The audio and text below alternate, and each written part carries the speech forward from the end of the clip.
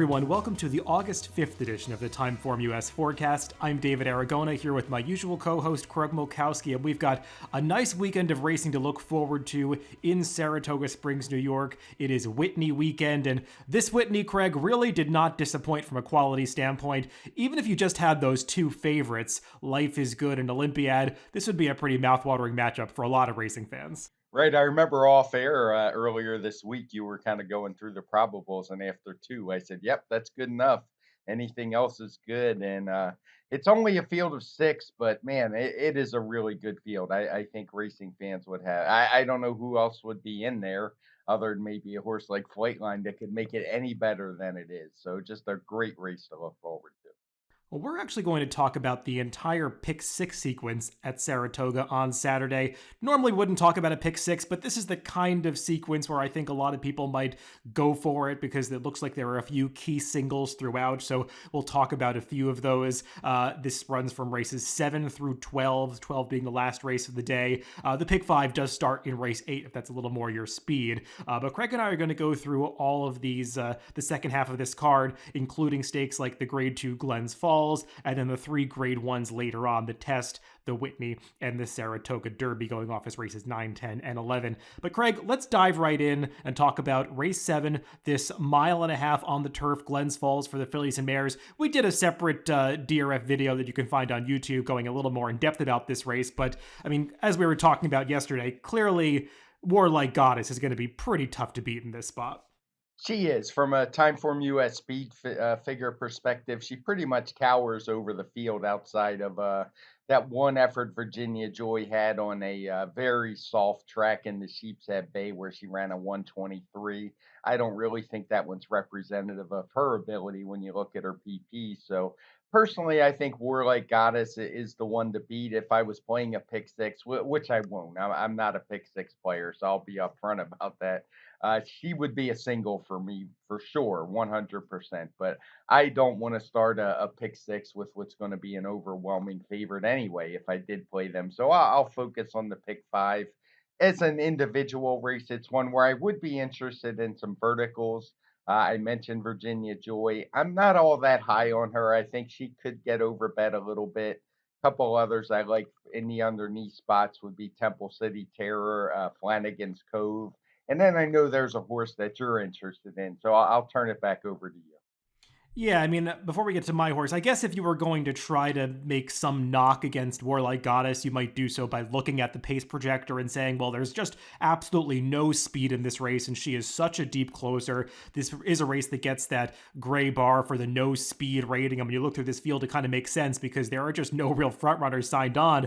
It shows the number 5 Key Biscayne on the lead, and I mean, she's not exactly a natural frontrunner. She did kind of inherit the lead in an off the turf race too back, but I mean, that's the only reason that I could see to really take a shot against Warlike Goddess, unless you've got some opinion on a long shot, which I do, but I acknowledge that Warlike Goddess is going to be pretty tough to beat in this spot. And I would say, as far as that pace projector goes, one thing I would like to add to our charts in the future is that we show what the pace projector said before the race.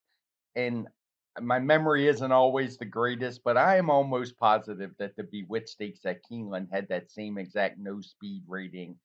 It was run at a very tepid pace, all the fractions in blue. The early pace figure was barely in the 70s that day. So it's one of those where she showed she can do it, and that kind of would make me ignore the pace a little bit. She was able to stay up pretty close in a small field behind that slow pace and still show that same kick. Yeah, I'm just going to take a small shot against her, actually, with Bill Mott's other runner, the number 3 Petrichor. And, you know, you might be saying to yourself, Bill Mott's probably not going to run a horse that he thinks can beat Warlike Goddess against her. But this is a filly that's going out for Judd Mott, and I know everybody who has horses for Judd Mott wants to do well for them, so I'm not going to put too much stock in that angle. My opinion with this horse is that she just wants more ground. She's run 3 times the United States, and she's gone no farther than a mile and an eighth in any of those races. She actually ran okay in her U.S. debut at Keeneland, and then since then, just hasn't really had ideal setups. She was running over that quirky turf course at Churchill 2 back, and then last time in the Big Dreyfus at Laurel, just got a ridiculous trip. She was just in trouble for the entire race. Her rider just seemed to make all the wrong moves that day, never really able to find a clear path for her. So she's better than her form appears. And as for the stretch out in distance, she's by Frankel, but on the dam side, it is just all stamina breeding. Her dam herself is a half sister to Brian Baru, who won the St. Leger going a mile and 3/4, that classic Group 1 race in England. Also a half sister to Sea Moon, who was a multiple Grade 1 winner, or Grade 2 winner, I think, going a mile and a half, was second in the Breeders' Cup Turf back in 2011 behind St. Nicholas Abbey. So there is real stamina breeding on the bottom side for Petrichor, and I think that she's got to step forward in her. She's going to really have to step forward if she's going to beat her stablemate, but she's just the kind of horse that I would definitely want to use in the exacta, and I think she's going to offer sufficient value on the win end, so I'll put her on top, and I'll use her along with the favorite in the first leg of this sequence. Yeah, and after we did our show yesterday, I kind of went back and watched the replay because you talked about it. She's definitely one I'll be using in verticals as well. I thought that Miss J. McKay had already sewn up the trip comment of the year when I went through the chart and read the footnotes, but Petrichor's from that race is right up there with it, and the replay certainly matched. Let's move on to the next leg of this sequence. The race 8, which actually kicks off the pick 5, which goes from races 8 through 12. This is a non-winners of one other than allowance race going 7 furlongs on the dirt, Craig, and we could have a pretty talented 3-year-old in this field. I think he's got to pass this next test to really, prove that he belongs in stakes. But the number 8, St. Tappet, definitely looked like one that might be on that path when he made his debut at Belmont at the end of June. Was a good thing that day, bet down to 9-5 odds, and certainly delivered on the racetrack, winning by 4 lengths. And this one certainly has the pedigree to pan out to be a nice horse. Yeah, obviously, it wouldn't seem like the 7 furlongs would be any problem. It seems like the more distance, the better, even for him.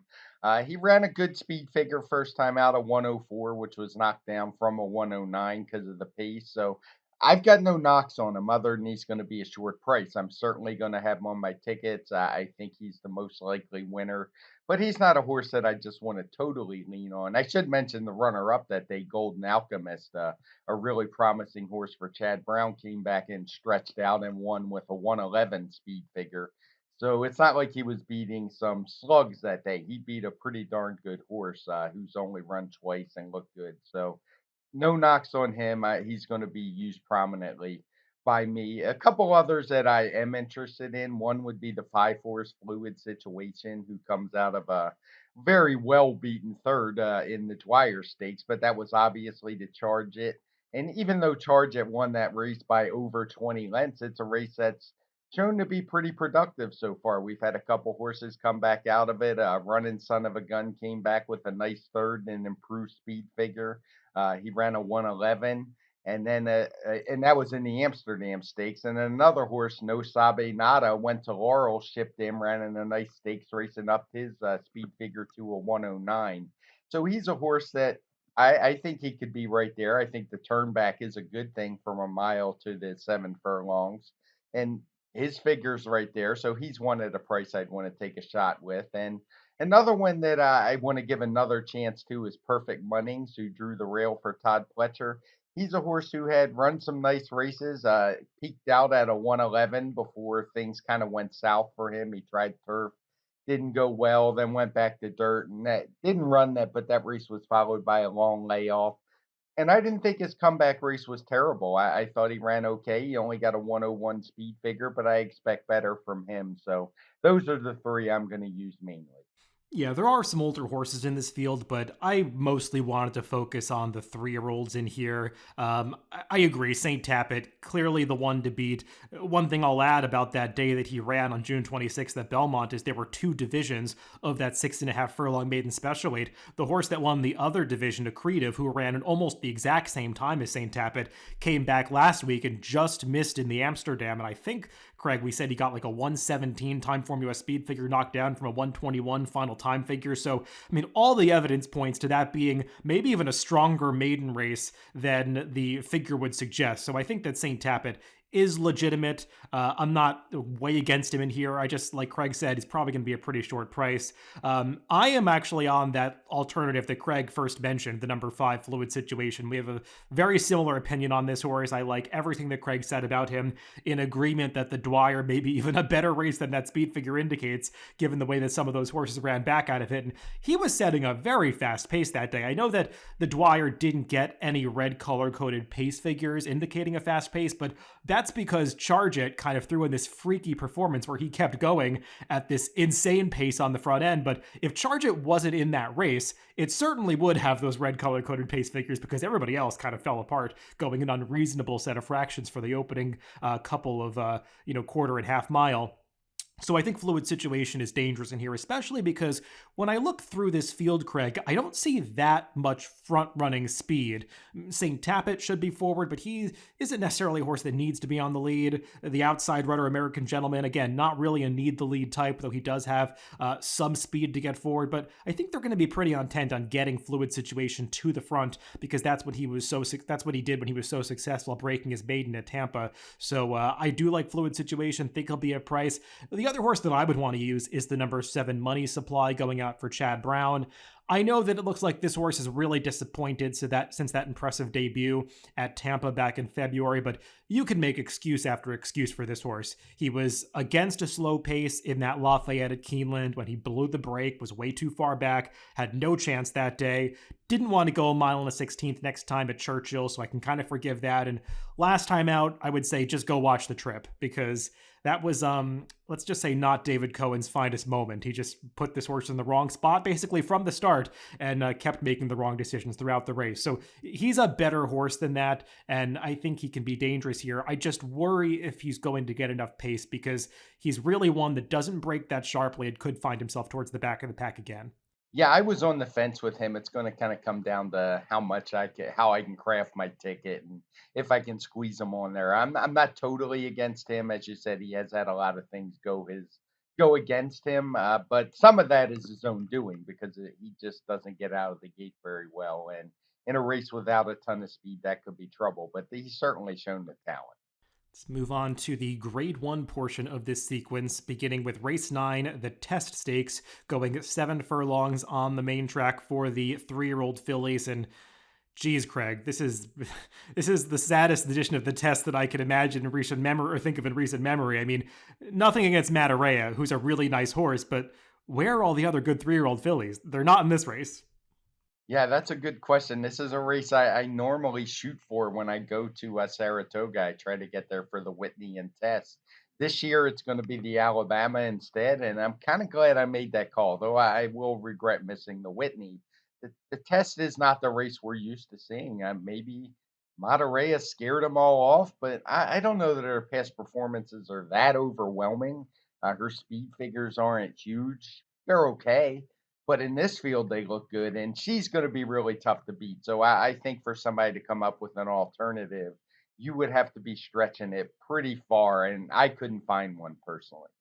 Yeah, I mean, she drew the rail, which I guess some people might construe as a negative, because there is some other speed in this race, but it's not like Matarea is a horse that needs to be on the lead to be successful like she was last time in the Acorn. I mean, she's come from off the pace and been just as effective. We saw that in the 8 Bells 2 back, so I'm not really that worried about the trip for her, and it just seems like she's better than these horses. Furthermore, I've been watching her recent workouts, and it seems like she could not be doing any better right now. She looks like an absolute beast in the morning. I mean, that July 24th workout, she was paired in company with Tawny Port, and she just ran right over him in the stretch of that race, drew off very impressively, and Tawny Port actually came back to run a really nice race in the Jim Dandy off that work. So it just seems like Matarea is doing exceptionally well right now, and it's hard for me to see her losing this race. I know she's going to be an extremely short price. I just couldn't find anybody else I was interested in. Yeah, I mean, I guess the one alternative people might go to is Hot Peppers, who won the victory ride. Her speed figure that I gave her, I see we have a breakout notation. I think it was because a lot of people had it slower. I did break it out from the others, but I don't get the impression that she's a horse that won 7 furlongs. Monterey is going to be right there with her. It's not like she's going to be able to steal the race, and Monterey was a closer. So I just couldn't get there with her. And Nobody else is even close, to be frank about it, on the speed figurehead. So I'm gonna just stick with Monterey. Yeah, and credit to the connections of Elm Drive for shipping in from California for this race. I think that's some good placement by them because they could certainly pick up a grade one placing here.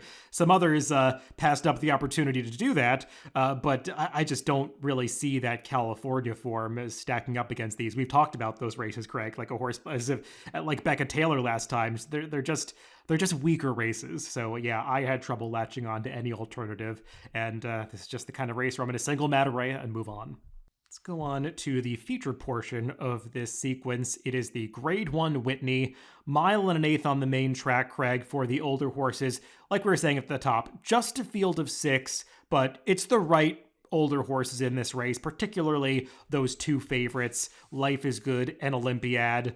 They're coming in each with some really strong credentials this year. Obviously, Life is Good has been considered one of the most talented horses since he made his debut. Just an exceptional talent who can stretch his speed from 6 furlongs all the way out to a mile and an eighth, and he's going to be the one to catch in this race. But Olympiad has really come to hand this year. He's reeled off 5 victories in a row. Arguably could have achieved a better result at that Cigar Mile last year, the last race that he lost, but since they stretched him out around the 2 turns, he's just looked unstoppable, and he can certainly get the mile and an eighth distance. I'm really looking forward to seeing how these two duke it out on the racetrack. I agree, and I don't think the race just goes through those two as well. I mean, there's some other good horses in here, as I'm sure you agree, and we're going to talk about. And what's really interesting for me is just how is this race going to set up from a pace perspective. The pace projector has Life is Good on the front with Hot Rod Charlie right there, and then Olympiad back a few lengths. The one thing I'm confident in is Life is Good will be in the front. That is how he does his best running. Um, he's a horse who's pretty headstrong, pretty he's gonna have to get to the front. And it's just a matter of who's gonna pressure him and when. Hot Rod Charlie's a bit of a unknown for me at this point, since leaving after the Breeders' Cup last year. Well, he did run one race into San Antonio. He just hasn't quite looked the same to me, but he is one that will be up front more often than not. But I think the real threat is Olympiad, who is just, I get the impression, going to be breathing down Life is Good's neck the whole way. And for me, it's just a matter of how fast they're going to go. So I may regret this in the end, but since I'm already singling Matarea, I'm not going to use Life is Good because I think Olympiad is the better horse. Doesn't mean I think for sure he's going to win because it just depends how fast things go. Maybe they could set it up for a couple others, but I really do like Olympiad in this spot. But I don't want to totally dismiss American Revolution and also Happy Saver because I think they are the two biggest likely beneficiaries of if the pace gets hot up front. And it's not like they would just have to fall into this race. They're actually really good horses who have run really nice speed figures and have every right to win a race like this. So I'm going to use those three: Olympiad, American Revolution, Happy Saver, and probably lean on Happy Saver and American Revolution a little heavier than Olympiad. Yeah, I'm going to be really interested to see how they ride Life is Good in this race because the one other time that he tried a mile and an eighth, Craig, was in that Pegasus World Cup, and he was very impressive winning that race. But let's remember, that was a weird situation where Nick Sco's connection sort of made the decision before the race that they were not going to go after Life is Good and basically concede the race to him. And I don't know if that's going to happen here because you've got Hot Rod Charlie putting those blinkers back on. He's a horse that has, in the past, run some of his best races when he's aggressively ridden. I don't think that they're going to be restraining him off the pace. I would imagine they're going to go forward. The pace projector has him basically neck and neck with Life is Good in the early going. I'm not sure that that's going to be the case, but I'm also not confident that Life is Good is going to be enjoying some 3 length lead down the backstretch like he was in the Pegasus. Yeah, I totally agree with that. That's why I'm going against them. I think this is a good, deep, quality field of horses who have some speed. So it's a situation he's probably hasn't really faced other than when he was in the desert, and he didn't handle it very well over there. Now, that was a mile and a quarter, so a little bit longer, but after getting challenged, it's not like he was beaten right at the end. He looked pretty dead to me at the top of the lane, even though he held on for fourth, beaten 2 lengths. Uh, I just think the distance is a question, and he's going to face real pressure in here for probably the first time. Yeah, we have a very similar opinion in this race, Craig. I'm also taking a negative stance on Life is Good. I just have some questions about his stamina, and I think you really do need some stamina to win going this mile and an eighth at Saratoga, especially the way the track has been playing this year. It's been a little deep and tiring, and I'm just not quite convinced that that 9 furlong form at Gulfstream is going to translate to 9 furlongs at Saratoga. And he's going to have to prove it to me at what figures to be a very short price, because I know a lot of people are just kind of conceding the race to this horse, and I'm reluctant to do that because, like you said, Olympiad is really, really good right now. That Stephen Foster was arguably one of the best performances that we've seen anywhere this year, and you can lump Flightline and Life is Good into that conversation. He also proved last time, the Stephen Foster, that he could stalk a pretty honest pace and still produce that powerful finish that we've seen from him in all of his two-turn races. So, I mean, I guess the only question I have, Craig, and I'm going to pose this to you, is how big of an advantage or a cushion do you think that Life is Good has to have at the quarter pole to hold off Olympiad? Because I would say if Life is Good is only up by about 2 lengths, I think he's losing this race. Oh, I do too, and I don't think he's going to have it. Not at the quarter pole. Um, I was always kind of against Olympiad. I kept trying to beat him, which was foolish. I mean, I say it was foolish. He was always a short price, so I will do that because he kept running in slow pace races where he was able to produce that finishing kick. But last time, as you say, it was not a slow pace. It was actually really fast. We have it in red.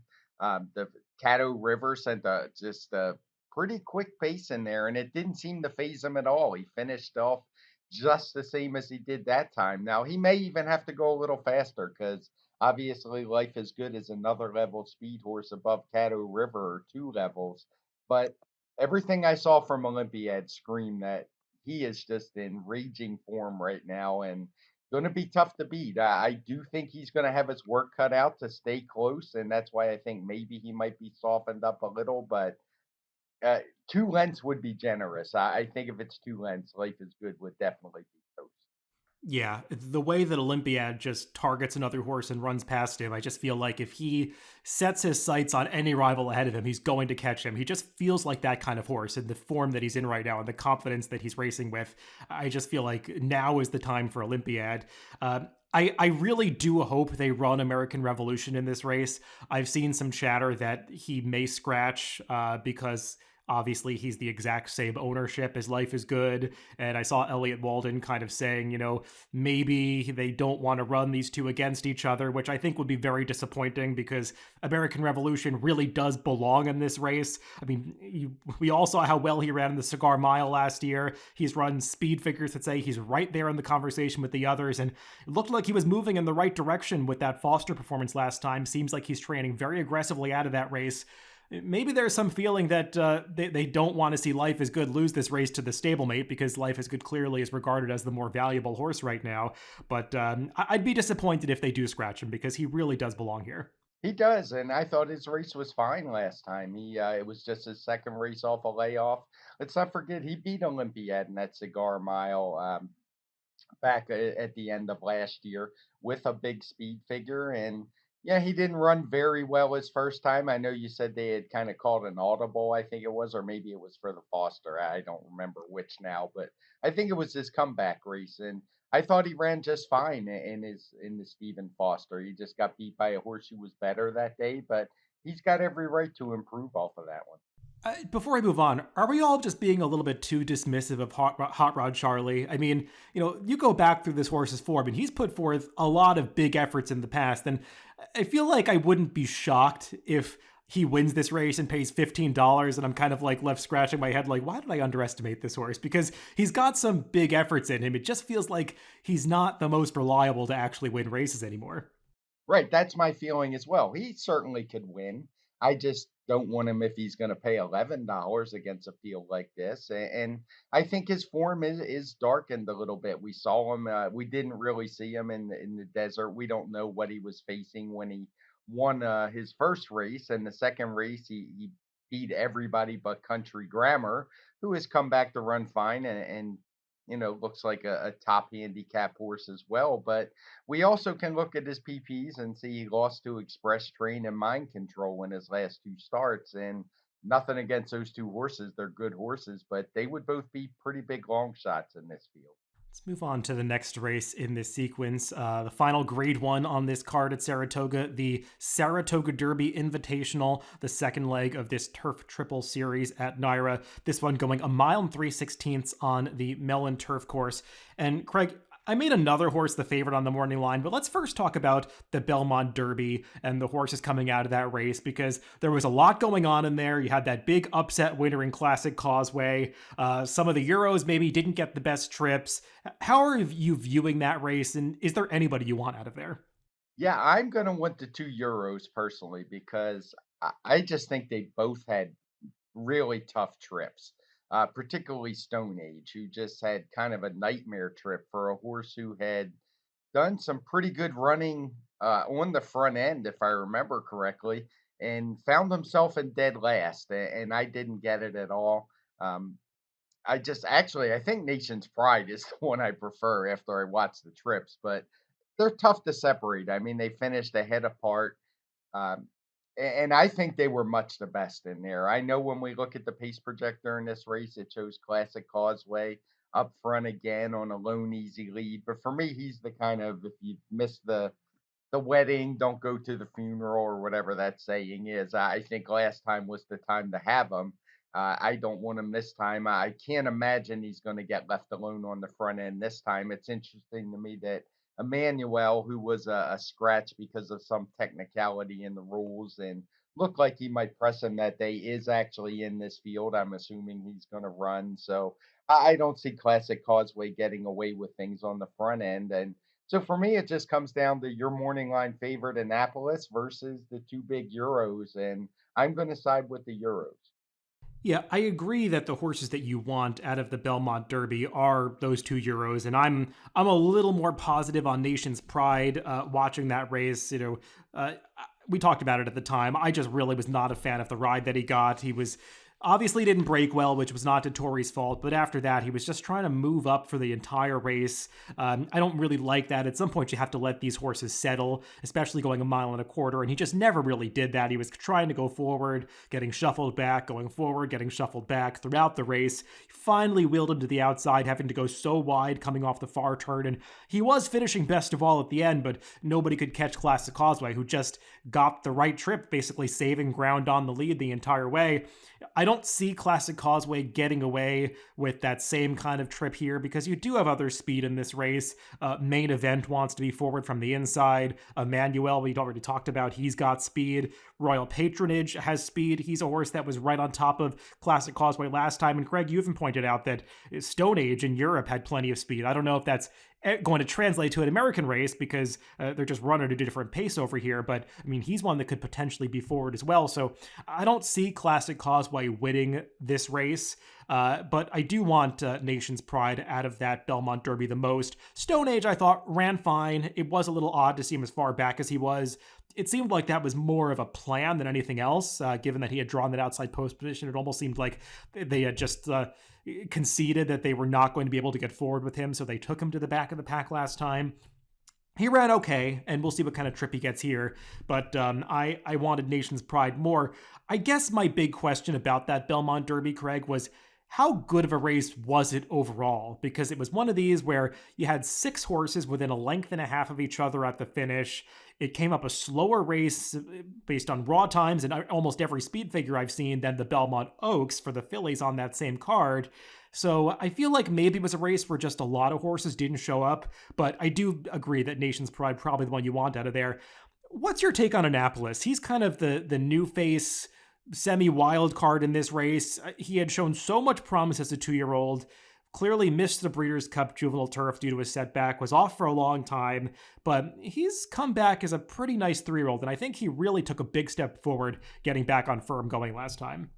Yeah, he certainly did speed figure wise, and he's a horse who was going to be the favorite in the Breeders' Cup, I would imagine, or close to it. Didn't make the race, came back on that ridiculous course at Penn. No fault of the people at Penn. They just had terrible weather, and they weren't going to take a race off on what's their highlight day and highlight races. So you can't blame him. And who knows what to make of that race? He ran okay, but he came back with that nice 117 speed figure.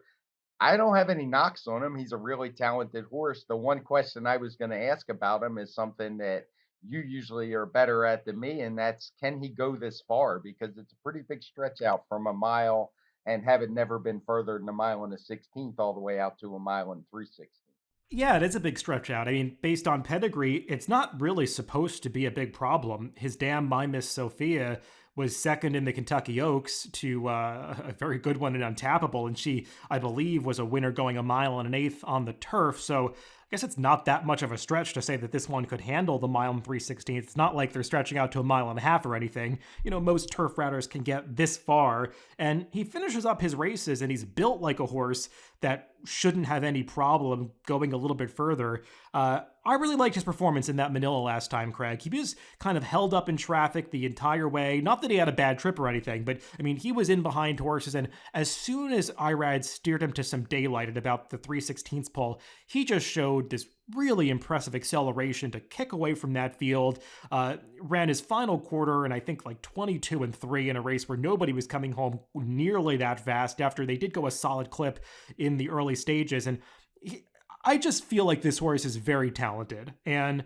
as I go through this field, I'm not sure that I'm that convinced about anybody coming out of the Belmont Derby. Nobody else coming out of different races really interests me that much. And, you know, I don't like defaulting to possible favorites that have to prove something, but I just get the sense that Annapolis might be better than these horses. So I did make him my top pick in here.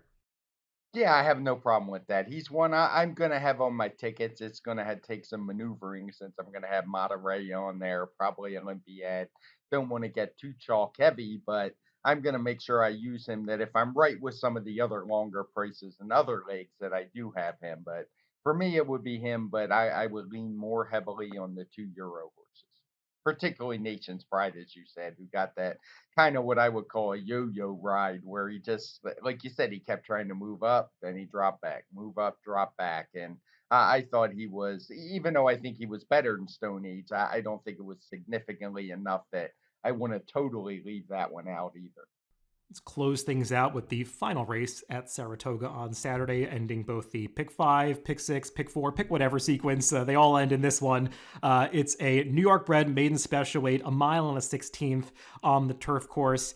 And Craig, it's kind of a confusing race. I think we do have a runner towards the inside that's going to take some money, that being Your Mission going out for the Todd Pletcher stable with Irad Ortiz aboard, a horse that had shown some promise as a 2-year-old, but came back last time and took that expected step forward in his 3-year-old debut, finishing a good second, closing into what was a ridiculously slow pace. That is definitely a race that got the pace upgrade designation from us. The pace figures early on were in the 50s. It was not a fast race at all, so a huge upgrade from him from I think it was like a 68 or 70 final time figure all the way up to a 96. But for me, yeah, he can win. He's fine, but I do think there's some others in here that can win. I don't want to get too carried away on a horse who's probably going to take the most money. Hasn't really run a fast race. Yeah, he closed in that really slow race, but I do think you have to take that with a grain of salt. I don't think it was the strongest field he was facing that day. Nobody has run back from it yet to get a better feel for it. So he's one I might use lately with some long shots in the other legs, but I wouldn't want to lean too heavily on him. Yeah, it's an interesting conversation about that July 15th race because we've got a few horses coming out of there, particularly he and Biondi, the number 9. And that was a race where the pace was so slow, it was almost as if it disadvantaged the front runners because even though it was an extremely slow pace, the entire field was bunched up within about 2 lengths of each other, and the race completely fell apart and was dominated by closers. And when I watched that race, it felt like Luis Saez on Biondi just completely took away any pace advantage this horse might have had by bringing everybody else into the race. I mean, he was riding the lone speed and he backed down the pace so much they went 52 to the half, 117 to 6 furlongs. I mean, at that point, you're just turning into a quarter mile sprint, and your advantage that you had by opening up on the field, or the advantage you could have had, is just completely erased. So I think that it was just a gigantic tactical error on Biondi last time, and He's quick enough to get pretty forward in this race. I mean, I know there's a horse towards the outside, Conquest, who might have some speed as well, but I think that this time size is going to make a correction and put Biondi on the front, go some legitimate fractions, and I'm not convinced that he's just not a better horse than your mission. I agree. He's one I would definitely use. I know we've talked about it before, but I'll never understand the riders in these races. And don't get me wrong, Luis Saez is riding great at Saratoga. You can't get every single ride right, but this prevailing thought that when you make the lead in a turf race, you have to go as slow as possible just makes no sense. Anybody that's ever done any running or just watch races, the point of having speed is to open up a lead and give yourself a head start over the horses or that can finish races faster than you. So I don't get when it happens. It seems to happen in New York a lot, but it's one thing. It's kind of good for us handicappers because it gives us some tricky races and maybe some hidden form. And I totally agree with you. Biondi is one that I will definitely be using because I think he'll actually be allowed to run and maybe open up that advantage and spread the field out a little bit. So he's one I'm interested in. There are a couple of others in here. Just want to use some prices as well. One I would be interested in is Big John, who is being sent out by Bill Mott. He's a first time gelding. Didn't do a whole lot of running as a 2 year old, but he did take support at the windows both times. So I assume he showed some talent. I don't want to put too much stock into those 2 year old speed figures because they always come back kind of slow, particularly earlier in the year. These races were just in September and October. So, nothing too exciting, but I just think he might get overlooked at the windows. Another one that I wanted to take a look at was Curlin's Wisdom. He's a horse who I'm not sure what to make of him, but he has one turf race, and that turf race was pretty good. And it also came in his 2 year old season where he ran an 85 speed figure, and he's been toiling on dirt, but he has some decent tactical speed. He has a good post position, a good rider in Jose Ortiz. So another one at a price I wouldn't want to totally dismiss. Yeah, there are two other horses that I would want to use. One of them is the number 4, Action Jackson, a horse that we haven't seen in a little while, but he did run deceptively well, closing into a slow pace in his last race at Aqueduct. He is leaving the Safi Joseph barn, but he's going over to Jorge Abreu, who does a good job, and whose barn has kind of quietly been coming alive a little bit recently, so I think he's a little bit interesting. And the other horse that I have to use, Craig, is the number 8, Dream Point, who I know does not have the sexiest look to him. He's 0 for 17 in a race where a lot of others are way more lightly raced than him, but you can't deny he has the best resume of speed figures, and it's really not even close. He is coming in with the best turf form of anybody in this field. He's gone longer in the past. He's handled 2 turns, so I'm not that concerned about him stretching out again. And he is getting a significant rider upgrade to Joel Rosario, and he feels like one that's going to be a price anyway because he's just got that 0 for 17 record that so many find unappealing. But he's not a horse that I want to let beat me because he might just be the best in this field. I was going to bring him up. There's a couple more I wanted to talk about as well because I said I'm going to spread in here, and he was one of them. As you said, he's run the best speed figures consistently, always in the 90s. And the one thing I think is important to note when you scroll through his races, it's not like he's been losing as the favorite. He's never really been in a field where he has the best speed figures. That's why he's been going off at 15 to 1 and 21 to 1 and last time 9 to 1. So this is kind of the easiest field he's going to catch in quite some time. So uh, definitely no problem with anybody that wants to use him. And I can't let the race go without mentioning that Chad Brown has a first time starter in here on the turf. And if I'm spreading in a race, one that's probably not going to take a lot of money, I'd be kind of foolish to not use him because he's one that when he sends them out, they usually run, even if they don't look like they fit in the race or are bred for the surface. He places them right, so I'm not going to totally overlook walk them down.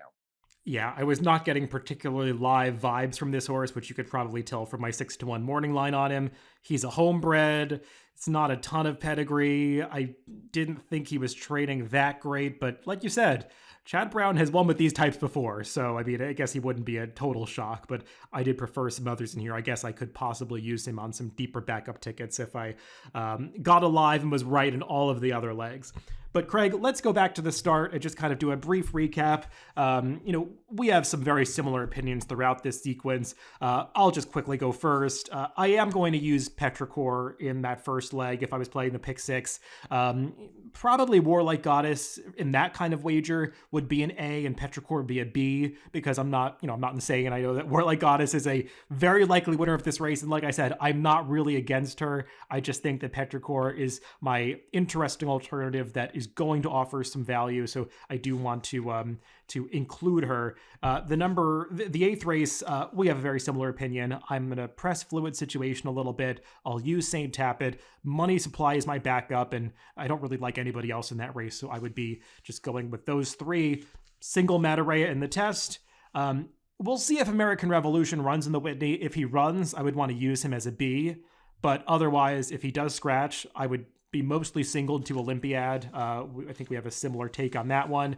And then moving on to the Saratoga Derby, I would press Annapolis a little bit, just kind of going off the opinion that he is the best horse. Nation's Pride is the other one that I want to use, and I'd be pressing those two most heavily. Maybe a little bit of Stone Age, but I did like Nation's Pride more, and the others were just hard for me to get behind from the win end. And then since I went pretty thinly, I would spread a little bit more in the last leg, leaning most heavily on Biondi, who I do think is the biggest threat to wire the field, but I'd also want to use Your Mission, Action Jackson, and that longtime maiden Dream Point. And for me, the Glens Falls isn't really a race I'd be interested in as a pick six player. I would single Warlike Goddess. As you said, we have a video out where I like some vertical plays. In the eighth, I'm going about three deep in there. Do think you have to use Saint Tapit, but I'm going to lean on Fluid Situation and use Perfect Munnings as a B, a horse that I think could run. And I'll probably use Money Supply as well. I like that the trips you pointed out for him. I would definitely single Mataraya. Didn't see anything in there. In the Whitney, I don't think either one of us is using Life is Good. I'm going to use Olympiad, American Revolution if he runs. And I am going to use Happy Saver because I think he's a horse third off the layoff who could run a good race if things get super heated up front. In the Saratoga Derby, I will use Annapolis, but I'm going to lean more heavily on the Euros, particularly Nation's Pride, but also Stone Age. And in that last race, I'm going to spread pretty wide. Probably all the horses we talked about. Action Jackson was another one that I had on my list, but if I had to make a top pick in there, it would be Sir John. Just looking to catch a price in this one.